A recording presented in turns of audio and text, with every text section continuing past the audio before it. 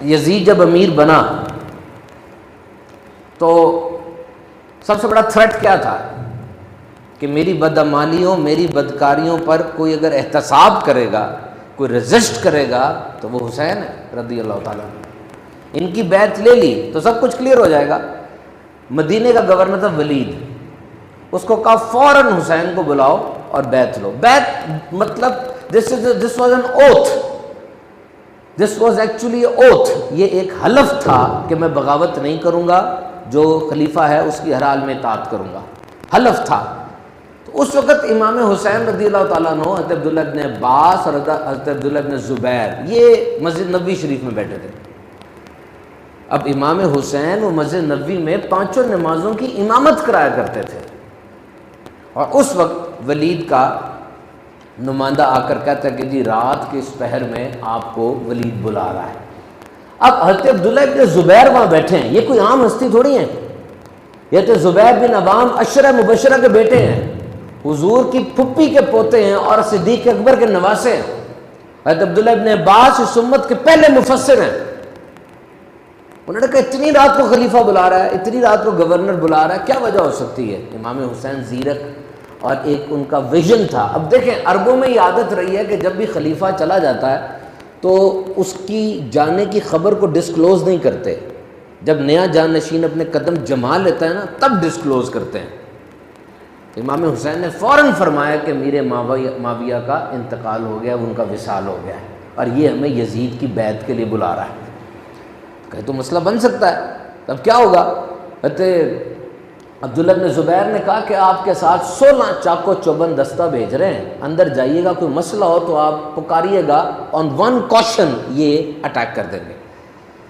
حضرت امام حسین وہاں پر جاتے ہیں، ولید انہیں یہی کہتا ہے کہ اب یزید کی بیعت کر لیں، تو آپ نے آگے سے فرمایا کہ دیکھو اس طرح بیعت نہیں ہوگی، بیعت اسی طرح ہوگی جس طرح خلفائے راشدین کے دور میں ہوئی ہے۔ جمعے کی نماز ہوگی، اس کا خلیفہ ہونا پیش کرو، لوگ بیعت کر لیں گے تو میں بھی کر لوں گا۔ یہ تو وہی بات ہوئی نا کہ تم اندھیرے میں مجھ سے بیعت لینا چاہتے ہو، پھر اس بات کو پلی بناؤ گے کہ امام حسین نے جب بیعت کر لی تو تم سب بھی بیعت کر لو، اس طرح نہیں ہوگا۔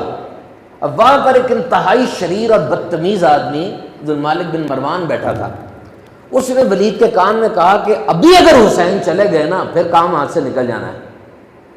جب امام حسین نے اس کی بات سنی، آپ پلٹے اور کہا سازش نہ کر، حسین بھاگ کے نہیں جا سکتا، ادھر کھڑا ہوں میں، آ کے مقابلہ کر مجھ سے۔ وہ خاموش ہو گیا۔ ولید اہل بیت کے معاملے میں سینسیٹیو تھا، عزت کرتا تھا۔ اس نے آگے سے کہا جی میں نے تو جو بات مجھے حکم ملا تھا میں نے آپ تک وہ پہنچا دیا ہے۔ اور اس کے بعد جب امام حسین نے جا کر صحابہ کو، عبداللہ بن زبیر کو، عبداللہ بن عباس کو یہ بتایا کہ یہ اس نے کہا ہے، تو انہوں نے کہا ٹھیک ہے، ہم کوفے سے شام سے ساری بیٹھک بلاتے ہیں اور پھر یہ بات رکھتے ہیں کیا کرنا ہے۔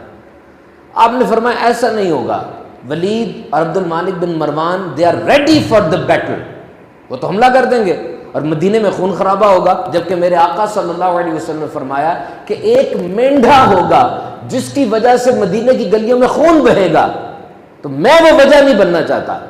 اور پھر امام حسین رضی اللہ تعالیٰ عنہ نے مدینے کو چھوڑ دیا، مدینے کو چھوڑ دیا، اور فاطمہ بنت محمد صلی اللہ تعالیٰ علیہ وسلم کے حجرے میں 2 ہی دفعہ تالے لگے تھے، ایک دفعہ جب مولا کائنات کوفے گئے تھے، اور آج جب حسین اپنے پورے خاندان کے ساتھ ہجرت کر رہے ہیں۔ آپ نے پورا خاندان لیا اور سیدھے مکہ شریف پہنچے۔ مکہ شریف پہنچے تو کوفے سے خط آ رہے ہیں، کوفے سے جناب خط آ رہے ہیں، آ جائیں آ جائیں، آپ نے ہمیں یزید کے سپرد کر دیا، یزید خلیفہ بن بیٹھا ہے، آئے ہم آپ کی بیعت کرتے ہیں اور سارا سسٹم ہوگا۔ اب یہ مورخین کے مطابق 3 بوریوں بھرے خط تھے، اتنے خط آئے کہ آپ آ جائیں یہاں پر، کیونکہ کوفہ حضرت علی کا دارالخلافہ تھا، ان کی طرف سے لائلٹی کا یہ اظہار تھا۔ لوگوں نے بہت کہا کہ دے آر ناٹ کریڈیبل، یہ بھروسے والے نہیں ہیں، نہ سفر کریں، لیکن امام حسین رضی اللہ تعالیٰ نے فرمایا کہ اب جانا ہی ہے۔ پھر آپ نے حضرت مسلم بن عقیل رضی اللہ تعالیٰ عنہ کو بھیجا، یہ بھی حضرت علی کی اولاد میں سے ہیں اور انتہائی زیرک، فہم رکھنے والے، موقع شناس اور بہت ہی عقل مند آدمی ہیں۔ حضرت مسلم بن عقیل جب کوفے پہنچے، پہلے دن 17,000 لوگوں نے آپ سے بیعت کر لی، اور کوفے میں اس وقت نعمان بن بشیر گورنر تھا جو کہ بڑا خدا ترس اور اہل بیت سے محبت کرنے والا تھا. فرسٹ ڈے 17,000 لوگوں نے بیعت کر لی کہ جی ہم حضرت مسلم بن عقیل کے ساتھ ہیں. اور اس کے بعد 2-4 دنوں میں یہ 40,000 لوگ ہو گئے. اب وہ جو ارد گرد کے ہوتے ہیں لوگ، انہوں نے یزید تک خبر پہنچائی کہ یہاں تو معاملہ ہی خراب ہو گیا. نعمان بن بشیر وہ ریلیکس کر گیا ہے اور مسلم بن عقیل کی بیعت ہو گئی ہے، تمہارے ہاتھ سے گیم نکل گئی ہے. اب یزید کی چال یہ تھی، اس نے عبید اللہ بن زیاد، یہ پہلے گورنر نہیں تھا کوفے کا، یہ کسی اور جگہ کا گورنر تھا. یزید نے اس کو کہا فوراً آؤ، تمہیں 2 صوبوں کی گورنری دے رہے ہیں، آ کے کوفے پہ قبضہ کر لو اور حالات سیٹل کرو.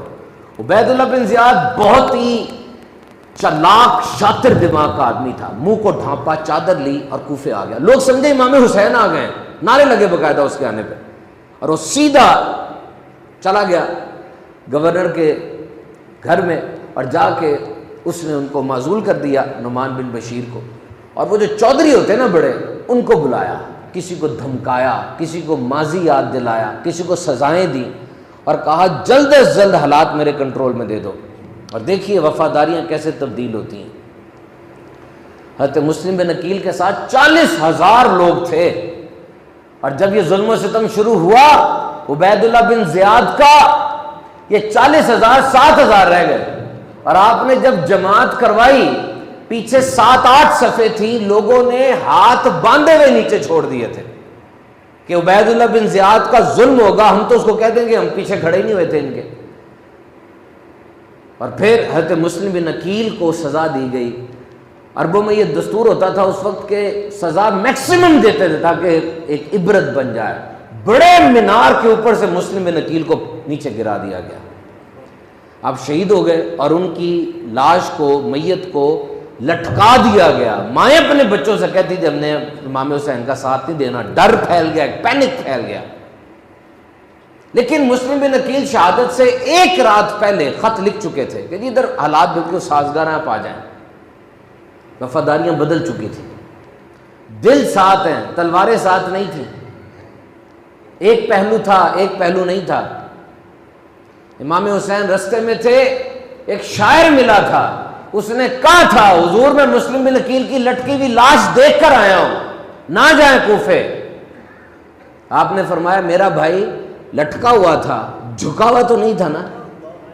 کہا نہیں جھکا نہیں تھا. کہا بس حسین بھی جھکے گا نہیں. اور پھر اس جگہ پر حر بن یزید وہ آتے ہیں، چھوٹا لشکر تھا، 3 جگہوں پہ حضرت امام حسین کو روکا. اور تیسری جگہ جب روکا آپ نے پوچھا بتاؤ یہ جگہ کون سی ہے؟ کہا یہ کربلا ہے.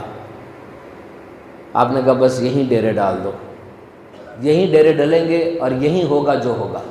بی بی زینب رضی اللہ تعالیٰ عنہ نے عرض کی امام حسین سے کہ بتائیے آپ کو اتنی جگہ پہ روکا گیا، آپ نہیں رکے، کیا وجہ ہے؟ اب یہ امام طبری سے لے کر ہر کتاب میں آپ کو بات ملے گی کہ امام حسین نے جواب دیا. اور ابن کثیر، ابن اسیر سمیت ہر کتاب میں جب خیموں میں یہ پوچھا بی بی زینب نے کہ آپ رکے کیوں نہیں، تو یہ فرمایا کہ دیکھو رات کو میں نے اپنے نانا جان کی زیارت کی ہے خواب میں، اور میرے نانا جان نے یہی کہا ہے کہ آج اگر کمپرومائز ہو گیا نا، تب زمانے میں جب بھی یزید آئے گا ظالم کے سامنے جھکنا فیشن بن جائے گا، یہ نہیں ہو سکتا. اور پھر یزید کی بدکاریوں کو مد نظر رکھیے گا. تاریخ الخلفاء، ابن اسیر، ایسی ایسی معتبر کتابوں کے نام آپ کو علماء بتائیں گے کہ آپ انکار نہیں کر سکتے کہ یزید کی بدکاریاں کیا تھیں. حرام کاری کا رواج اس نے دیا، زنا بہن بھائیوں میں نکاح کا رواج اس نے دیا، سود اور شراب کو عام کر دیا، اور ایسی دیدہ دلیری بے باکی سے گناہ کرتا تھا. نماز سے پابندی اٹھا لی، یعنی پابندی سے نماز ادا کرنا، اس کے اوپر ایک چیک تھا، اٹھا لیا. اور پھر 12,000 کے قریب لوگ دے کر اس نے پہلے مدینے پہ خروج کیا. مدینے میں 3 دن تک مسجد نبوی میں گھوڑے بندھے رہے، جماعت نہیں ہوئی. 700 صحابہ کو 10,000 بندوں کو اس نے شہید کیا. کوئی کہتا ہے کہ جی عبید اللہ بن زیاد کی زیادتیاں ساری ہے، सर तो शिमर ने काटा था। तो बताओ इन दो कातिलों को उस वक्त के बादशाह ने क्यों सजा नहीं दी? साबित करो इस बात को। शिमर नवासे रसूल की गर्दन काट के आ रहा है, बादशाह यजीद है, क्यों नहीं सजा दे रहा? यजीद का बेटा, उसकी स्टेटमेंट मौजूद है कि मैं अपने बाप से शदीद नफरत का इजहार करता हूं, अहले बैत के खून का वो गुनाह इसके सर पर है कि इसने हमें बदनाम कर दिया। फिर मक्के गया, ये मक्के जाके काबे में संगबारी की, पूरा काबे का जो था कैंपस वो पत्थरों से भर गया, गिलाफ को आग लग गई। हज़रत इस्माइल अलैहिस्सलाम के दुम्बे के सींग पड़े थे वहां, उनको भी आग लग गई थी। मुझे बताइए इसके ऊपर इमाम हुसैन की स्टैंप आ जाती? नेवर। और फिर ये तीन लश्कर, ये जो तीनों नमाजें थी ज़ोहर असर मगरिब की, हुर ने हज़रत इमाम हुसैन के पीछे पड़ी और फिर रोक लिया और कहा कि जी दो ऑप्शन है, बैत या जंग। उन्होंने कहा जी बैत का तो ऑप्शन किसी सूरत भी नहीं है। आपने बीबी ज़ैनब से मशवरा भी किया, उबैदुल्लाह बिन ज़ियाद के पास बात की, उसने कहा पानी बंद कर दें। हुर ने कहा मैं ये नहीं कर सकता, पानी नहीं मैं बंद कर सकता, मेरा गवारा नहीं होता मुझे मैं पानी बंद कर दूं अहले बैत के ऊपर। उबैदुल्लाह बिन ज़ियाद ने फ़ौरन अमर बिन साद को 10,000 बंदे देकर भेजा और कहा जाओ अटैक कर दो और जाके पानी बंद कर दो, आखिरी ऑप्शन दे दो बैत की।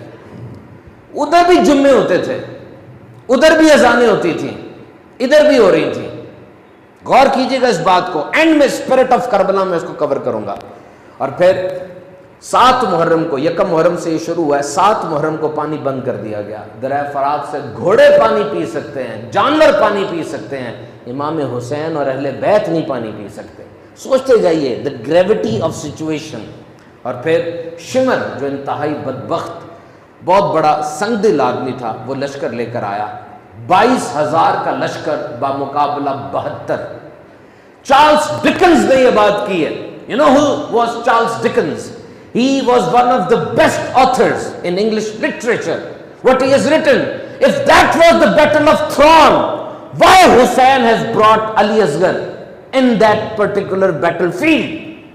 अगर ये बादशाहत की जंग थी, अली असगर क्यों आए थे वहां पे? 21 या 22 अहले बैत होंगे, बाकी सारे सहाबा की औलादे थी।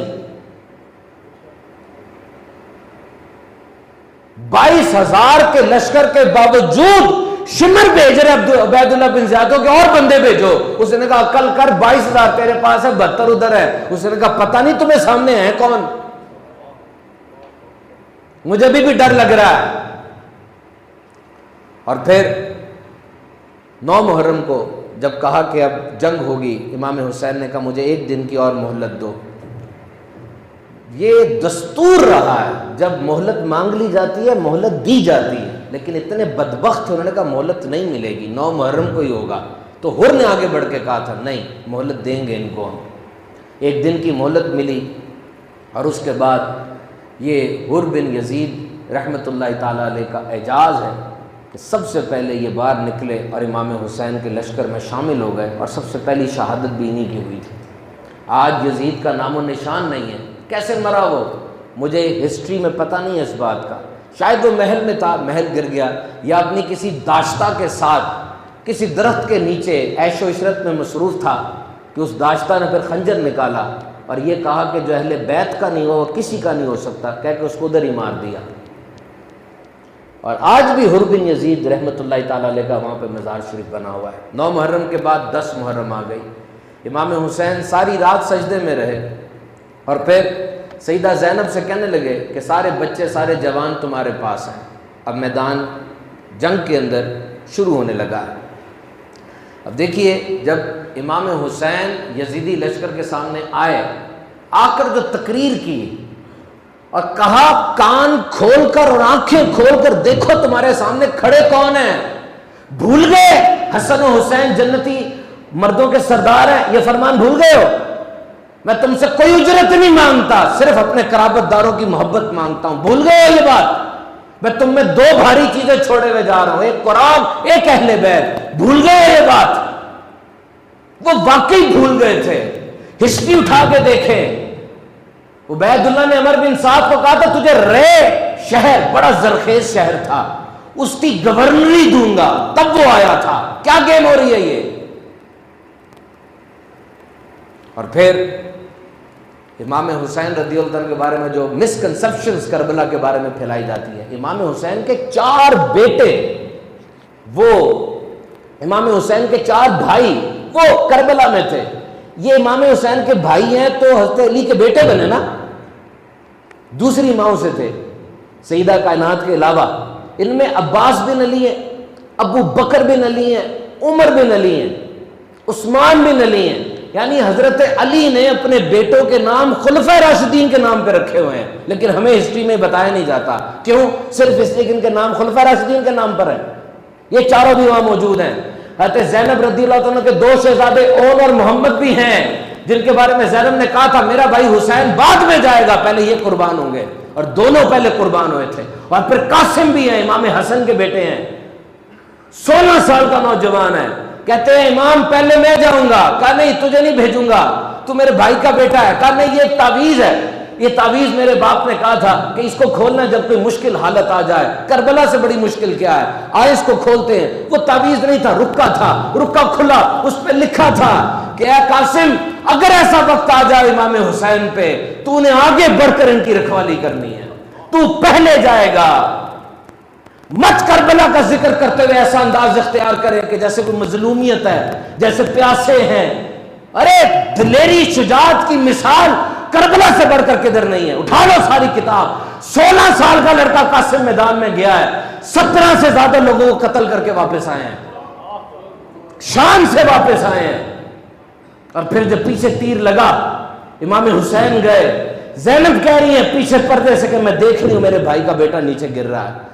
اور امام حسین جب جا کے پکڑتے ہیں، طبری اپنی کتاب میں لکھتے ہیں، امام حسین کہتے ہیں آج میری آنکھوں کے سامنے اگر ابراہیم علیہ السلام ہوتے تو میں عرض کرتا کہ حضور آپ تو بیٹے کو قربان کر رہے تھے، آنکھوں پہ پٹی باندھ لی تھی، حسین کی تو کھلی آنکھوں کے سامنے بیٹے گر رہے ہیں. اور پھر اس کے بعد شبیہ پیغمبر علی اکبر آئے تھے. یہ وہ ہے کہ صحابہ کرام جب حضور کی زیارت کا دل کرتا کہ علی اکبر کو دیکھا کرتے تھے، اور جنہوں نے نہیں دیکھا ہوتا تھا پیارے آقا علیہ الصلوۃ والسلام کو علی اکبر کے چہرے کی زیارت کرتے تھے. علی اکبر گلیوں میں نکل جاتے، لوگ چھتوں پہ کھڑے ہو جاتے تھے کہ علی اکبر شہزادہ آ رہا ہے. وہ آئے، انہیں بھی شہید کر دیا گیا.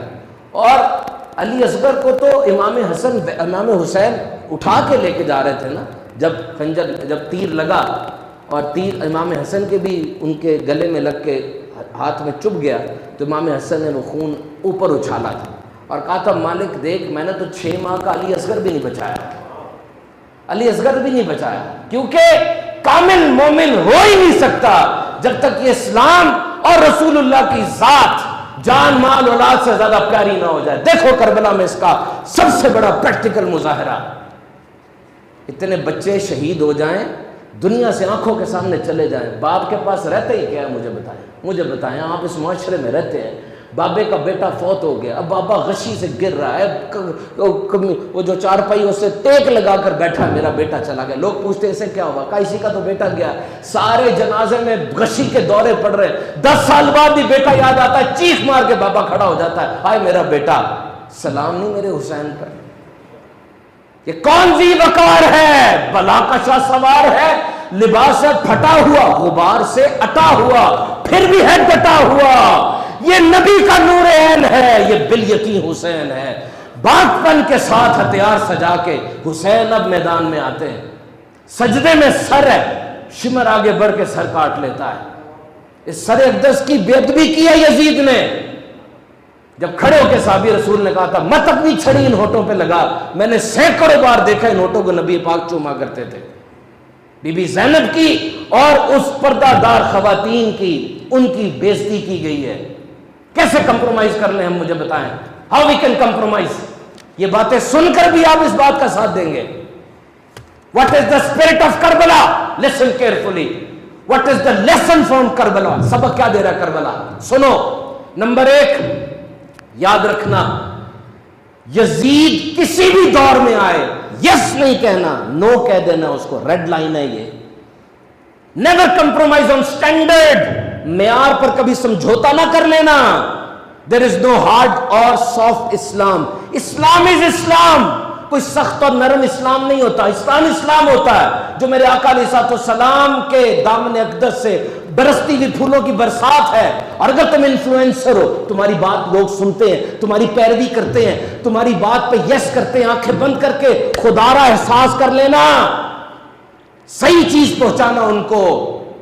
ابو بکر صدیق نے کہا تھا رضی اللہ تعالیٰ عنہ, ایک رسی بھی زکوٰۃ کی کم دو گے نا میں جہاد کروں گا.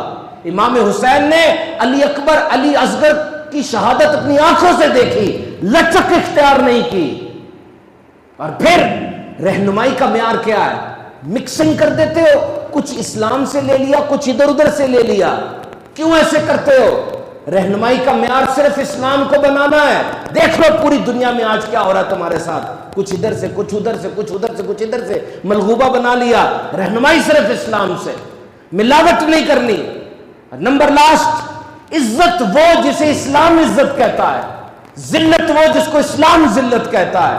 کوئی تیسرا معیار اس میں نہیں بنانا.